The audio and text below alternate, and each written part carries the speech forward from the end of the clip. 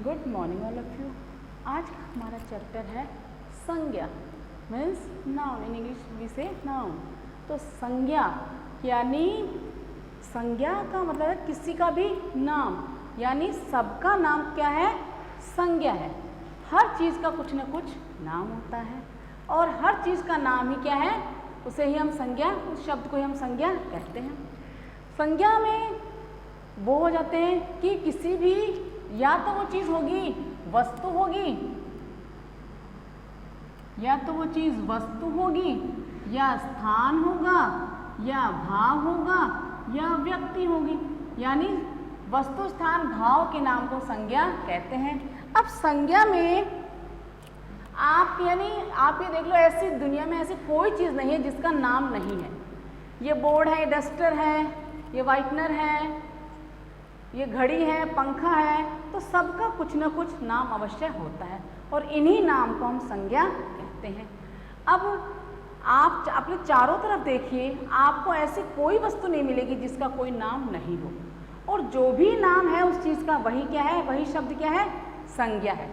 अब संज्ञा आप सोचिए, या तो वो व्यक्ति होगा, या वो कोई चीज़ होगी, या वो कोई स्थान होगा, या फिर कोई भाव होगा, तो इन्हें हम संज्ञा कहते हैं। कहने का तात्पर्य है किसी भी वस्तु, स्थान, जगह आदि मनो के भाव, इनको हम संज्ञा कहते हैं। अब संज्ञा के प्रकार, संज्ञा के भेद, संज्ञा के 3 भेद होते हैं। पहला है व्यक्तिवाचक संज्ञा, दूसरा जातिवाचक संज्ञा और तीसरा भाववाचक संज्ञा। अब आपको संज्ञा के 3 भेद मैंने आपको बताए हैं। अब आपको मैं बताना चाहती हूँ कि मैंने ये जो पिक्चर बनाई है, इसमें देखिए कुछ ना कुछ चीज़, ये पहाड़ है, ये सूरज है, ये पक्षी है, ये पेड़ है, ये गुलाब है, गुलाब के फूल हैं, ये लड़कियां हैं, और ये साइकिल है, ये नदी है, और ये घर है, वहाँ पर भी एक पेड़ है। यानी हर चीज़ का इसमें कुछ न कुछ नाम अवश्य है। ऐसी कोई चीज़ नहीं है जिसका कि नाम नहीं है। तो जो शब्द है, वर्ड है, उसका जो नाम है वही क्या है? संज्ञा है। अब पहाड़ क्या है? संज्ञा है। सूरज संज्ञा है। ये पेड़ संज्ञा है। फूल ये भी संज्ञा है। गुलाब का फूल ये भी संज्ञा। साइकिल, लड़कियाँ, ये घर, ये सारे क्या है? संज्ञा। यानी हर एक चीज़ का कुछ न कुछ नाम अवश्य होता है और वही क्या है? संज्ञा है। तो आपको मैं यही बताना चाह रही हूँ कि हर चीज़ का इस दुनिया में ऐसी कोई चीज़ जिसका कोई नाम नहीं है। तो नेमिंग वर्ड यानी कि हर चीज़ का नाम ही क्या है? संज्ञा है। और संज्ञा के क्या है? 3 भेद होते हैं, व्यक्तिवाचक संज्ञा, जातिवाचक संज्ञा और भाववाचक संज्ञा। अब व्यक्तिवाचक संज्ञा में आता है कि जो आप पूरे कॉन्फिडेंस है और आपको पता है उसके बारे में, फिक्स है कि ये वही है, प्रॉपर वही है, तो हम उसे व्यक्तिवाचक संज्ञा के रूप में लेते हैं। अब जैसे ये लड़की है सीता और रीता या नीता, तो इन लड़कियों का प्रॉपर नाम है सीता और नीता। यानी अब मैं इनको बोल रही हूँ तो इनको प्रॉपर इन्हीं बच्चों के लिए मैं इंडिकेट कर रही हूँ, तो इसका मतलब क्या है? ये एक व्यक्तिवाचक संज्ञा, प्रॉपर व्यक्ति के बारे में बात करती हूँ मैं। अब जैसे मैंने आपको बताया कि कुछ भी जिसके बारे में आपको पूरा पता हो तो वह क्या है? उसे बोलते हैं व्यक्तिवाचक संज्ञा। जैसे सीता, नीता, आपको प्रॉपर पता है कि ये इन लड़कियों के नाम है, तो जब मैं इनके इंडिकेट कर दूँ कि सीता और नीता, तो सिर्फ 2 ही लड़कियाँ उठ के आएंगी, तो यानी उसके वो प्रॉपर व्यक्तिवाचक है वो। अगर मैंने कहा कि बाहर लड़कियां खेल रही है, तो लड़कियों में सारी लड़कियां आ गई, ये एक जाति हो गई, यानी ये जातिवाचक संज्ञा होगी। इन लड़कियों में सीता और गीता भी आ गई, और जितनी भी जाति, लड़कियों की जो जाति है, वो सब लड़कियां इसी जाति के अंतर्गत आ गई। मैंने प्रॉपर नाम लिया कि सीता और नीता आओ यहाँ पे, तो वो सीता नीता ही आएंगी। अब मैंने कहा सीता नीता खेल रही हैं, तो 2 लड़कियां ही खेल रही हैं, सीता और नीता। अगर मैं कहूँ बाहर लड़कियां खेले, तो लड़कियों में तो बहुत सारी लड़कियां आ गई, हमें प्रॉपर नहीं पता कि कौन खेल रहा है, तो जिस बात में हमें वो एक जाति होगी, यानी कि लड़की क्या है? एक जाति है, और इसमें जो लड़की, जितनी भी लड़कियां, वो सारी इसी जाति में आ गई। तो ये हो गया आपका जातिवाचक संज्ञा। अब आया आपका कि मैंने कहा कि लड़के खेल रहे हैं। अब कौन से लड़के, हमें नहीं पता, लड़कों तो सारे लड़कों की जाति आ गई। अब मैंने बाहर का राम और श्याम खेल रहे हैं, तो हमें पता चला कि दो ही बच्चे राम और श्याम ही खेल रहे हैं, तो वो हो गया व्यक्तिवाचक संज्ञा राम और श्याम।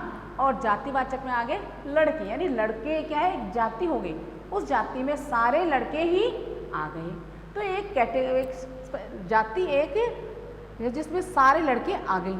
अब मैं जिस भी जाति में वही शब्द आते हैं मोस्टली कि जिनमें हम प्रॉपर चीज़ नहीं पता। अब नदी, अब हमें थोड़ा पता है ये कौन सी नदी है, नदी है बस, न तो हमें ये पता है गंगा है, यमुना है या सरस्वती है या कौन सी नदी है, हमें इसका कुछ नहीं पता। तो ये क्या हो गया, जाति हो गई, इसमें सारी नदियाँ आ गई। नदी शब्द में सारी ही नदियाँ आ गई, हमें उसका प्रॉपर नाम नहीं पता उस नदी का, तो वो हो गई जातिवाचक। अगर मैंने कहा कि हिमालय से गंगा नदी निकलती है, तो आपको प्रॉपर पता होगा कि हम गंगा के बारे में ही बात कर रहे हैं, तो वो आ गया व्यक्तिवाचक। लेकिन मैंने कहा नदी, तो हम पक्का नहीं बता सकते कि कौन सी नदी बह रही है। तो आपको जब इसका प्रॉपर पता चल जाए आपको किसी वर्ड का, तो वो आ जाता है व्यक्तिवाचक संज्ञा। जब उसका नहीं पता चलता, उसको पूरी जाति का पता चलता है, तो वो आ जाता है जातिवाचक संज्ञा। ऐसे ही यहाँ बहुत सारे फूल खिले हैं। अब फूल में तो सारे आ गए, सारी फूल की जातियाँ आ गई, जैसे गुलाब, गेंदा, चमेली, लिली, सारे फूल आ गए उसी फूल शब्द में।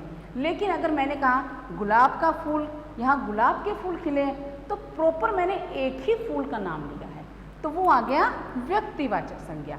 लेकिन अगर मैं कहूँ बगीचे में चारों तरफ फूल ही फूल खिले हैं, अब फूल इस फूल में सारे ही फूलों की जाति समाहित हो गई इस शब्द में। लेकिन मैंने कहा बगीचे में गुलाब, चमेली, गेंदा, इनके फूल खिले, तो इनके मैंने प्रॉपर नाम लिया, तो यह क्या हो गया, हमारा व्यक्तिवाचक संज्ञा हो गया। अब मैंने कहा चारों तरफ बड़े बड़े पेड़ लगे हैं। अब कौन सा पेड़ तो बहुत सारे हैं, मैंने प्रॉपर नाम लिया कि यहाँ पे आम का पेड़ है, उधर नीम का पेड़ है, मैंने प्रॉपर नाम नहीं लिया। हाँ, अगर मैं कहूँ नीम का पेड़ है तो व्यक्तिवाचक संज्ञा में आ जाएगी। अगर मैंने कहा चारों तरफ पेड़ ही पेड़, तो पेड़ शब्द क्या है, एक जाति होगी, सारी जाति को ये इंडिकेट करता है कि यह पेड़ एक जाति होगी, इसमें सारे पेड़, अशोक, नीम, पीपल, बरगद, सारे पेड़ इसमें इस पेड़ शब्द में समाहित है। लेकिन मैंने कहा कि ये तो आम का पेड़ है, तो आपको प्रॉपर पता चला कि ये एक इसी पेड़ की बातें कर रहे हैं, तो वो आ जाता है व्यक्तिवाचक संज्ञा में। अब मैंने कहा सूरज, तो सूरज तो एक ही है, सूरज तो मिले, तो सूरज क्या आएगा, व्यक्तिवाचक संज्ञा। अब आएगा पक्षी। अब कौन से पक्षी उड़ रहे हैं यहाँ पे, आपने देखा पक्षी नहीं, तो हमें ये पता है कि ये कोयल है, चिड़िया है या फिर कौवा है, हमें कुछ नहीं पता। लेकिन हमने बोला पक्षी उड़ रहे हैं, तो पक्षी क्या हो गया, एक जाति होगी, कि पक्षी एक जाति। अब यहाँ पे पर्वत है, अब ये कौन से पर्वत है हमें नहीं पता, हमने कहा पहाड़ है, अब कौन सा पहाड़ है, कौन से पर्वत, लेकिन पर्वत और पहाड़ ये शब्द आ गए आपके जातिवाचक, यानी एक जाति हो गई है। लेकिन अगर मैं कहूँ विंध्याचल पर्वत, हिमालय पर्वत, सतपुड़ा, नीलगिरी, इन मैंने नाम बताए इनके, तो ये आगे सारे आपके व्यक्तिवाचक संज्ञा में। लेकिन मैंने आपसे पहाड़ बोला, सिर्फ पहाड़ पर्वत, ये आगे आपके जातिवाचक, यानी इस पहाड़ पर्वत शब्द में सारे पहाड़ों के ही समाहित हो गए। हमें प्रॉपर नहीं पता कि हम किस पहाड़ के बारे में बातें कर रहे हैं, तो जिसमें आपको नहीं पता चाहिए प्रॉपर कि हम किसकी बात करते हैं, वो जातिवाचक संज्ञा में आएगी। जब भी हम इंडिकेट करते हैं कि हाँ प्रॉपर उसी की बात है, तो व्यक्तिवाचक संज्ञा के रूप में आती है। अब यहाँ पे पेड़ पे बहुत से फल लगे हैं, ये तो चारों तरफ फलों के पेड़ लगे। अब कौन कौन से फलों के हमें तो नहीं पता, तो हमने फल वर्ड यूज़ किया ओनली। तो फल में हमें पता नहीं है कि यहाँ पे कौन कौन, अगर मैं कहूँ यहाँ ये आम का पेड़ है, ये सेब का है, यहाँ पर ये अमरूद का है, तो हमें पता, जब हम प्रॉपर पता चलता है कौन सा फल का जब हम नाम बताते हैं, तो वह आ जाता है व्यक्तिवाचक में। जैसे फल शब्द यूज़ किया मैंने, तो वो आ जाएगा आपका जातिवाचक में। तो आपको अगर जातिवाचक और व्यक्तिवाचक संज्ञा में कोई भी प्रॉब्लम होती है, तो आप ये जानने की कोशिश करें कि जातिवाचक में एक जाति को समाहित करते हैं, यानी उस चीज़ की, लड़कियों की, इसमें लड़की पूरी लड़कियां जाति आ गई। लड़का, इसमें पूरे लड़कों की जाति आ गई। नदी, इसमें सारे शब्द में सारी नदियाँ आ गई। लेकिन फूल, इस फूल शब्द में सारे फूल समाहित हैं। इस फल यानी कौन सा भी फल हमें पता नहीं, फल शब्द से हमें पता चला कि ये एक जाति है। लेकिन अगर मैं कहूँ लड़की, सीता और नीता, तो हमें पता चला कि हम दो ही लड़कियों की बात है, सीता और नीता। लड़का एक जातिवाचक है, जबकि मोहन और राम ये क्या है, एक व्यक्तिवाचक।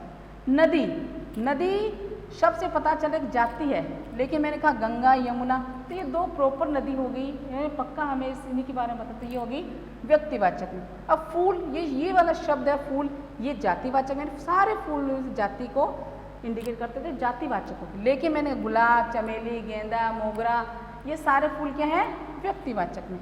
फल, फल में सारे, इस शब्द में सारे फल समाहित हो गए, लेकिन आम, केला, सेब ये सारे क्या हैं, व्यक्तिवाचक हैं। ऐसे हमारे संज्ञा के 30 रूप भाववाचक। अब भाववाचक संज्ञा एक वो संज्ञाते हैं जो हम सिर्फ महसूस, फीलिंग्स हमारी जो हम महसूस कर सकते हैं, जिन्हें हम टच नहीं कर सकते, हम उन्हें सिर्फ महसूस कर सकते हैं और उनको बता सकते हैं, लेकिन हम उन्हें टच नहीं कर सकते। तो इसका वो हमारे भाव है, हमारे अंदर के भाव है, फीलिंग्स हैं। जैसे अच्छाई, अब अच्छाई को हम बता सकते हैं, हम फील कर सकते हैं कितनी अच्छा इंसान है ये, कितने उसमें अच्छाइयाँ हैं, ये हम बता सकते हैं, लेकिन हम उसकी अच्छाइयों को पकड़ नहीं सकते, ना उनको हम कैच कर सकते हैं, ना ही उनको टच कर सकते हैं, बस हम फील कर सकते हैं उसके बारे में। तो वही आता है भाववाचक संज्ञा। जैसे खटास, खटास क्या है कि दही में खटास आ गया। खटास एक भाव है, हम उसे टेस्ट करके बता सकते हैं खट्टा है, खटास है, भाव एक, लेकिन हम उस खटास को टच नहीं कर सकते, पकड़ नहीं सकते। मधुरता यानी मीठापन, मधुरता, किसी की आवाज़ बहुत ही मधुर होती है, मीठी होती है, तो हम उसमें उसकी मीठी आवाज़ को हम पकड़ नहीं सकते, कैसे टच नहीं कर सकते, ओनली फील कर सकते हैं कि कितना मधुर आवाज़ है, तो वह हो गया भाववाचक। हरियाली, चारों तरफ हरियाली हरियाली छाई हुई है। अब हरियाली शब्द से हम ये बता सकते हैं कि चारों तरफ हरा हरा है। अब उस हरे कलर को, इसको, उसके जो ग्रीनरी है, जो हरियाली, से हम पकड़ तो नहीं सकते, सिर्फ फील कर सकते और बता सकते हैं कि कितना चारों तरफ हरियाली है। ऐसे ईमानदारी, मोटापा, बुढ़ापा, ये सारे क्या हमारी भाववाचक संज्ञा है। तो आई थिंक अब आप संज्ञा के बारे में समझ चुके होंगे। तो आपके इस टॉपिक से रिगार्डेड जितने भी एक्सरसाइज आपकी बुक में हैं, आप उन्हें अच्छे से फिल कीजिए। Okay, thank you.